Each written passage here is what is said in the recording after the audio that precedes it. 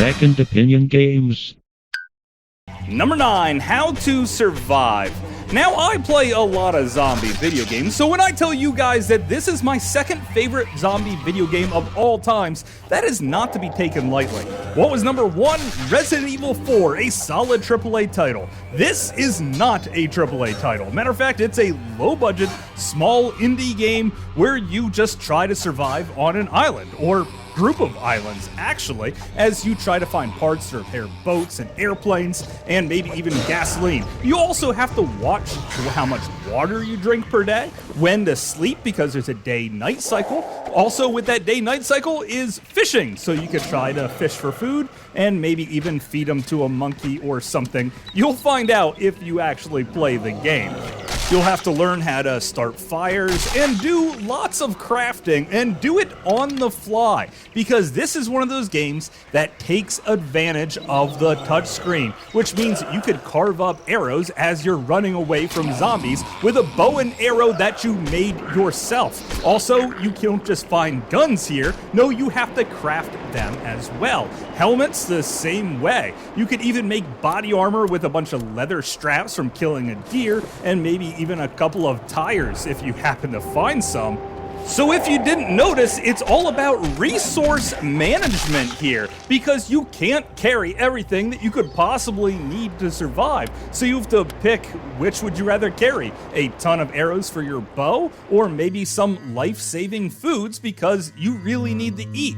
Most of the islands have berries and other things scattered all throughout, which some foods need to be cooked and some foods don't, but you just never know how long it's gonna be before you find some food. So it's a good idea to have some. And there is a full-fledged storyline here. When you manage to finish that, well, you could jump into different challenge missions, which just keeps the game moving forward from there, and it opens up a whole lot of different ways that you think about playing it.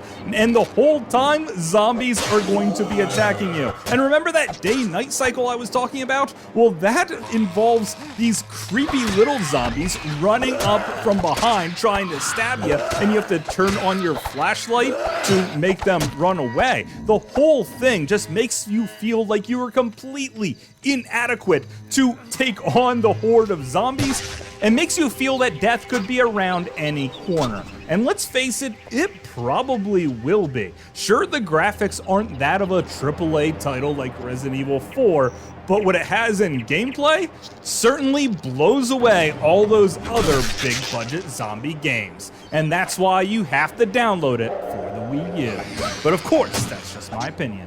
Thanks for watching.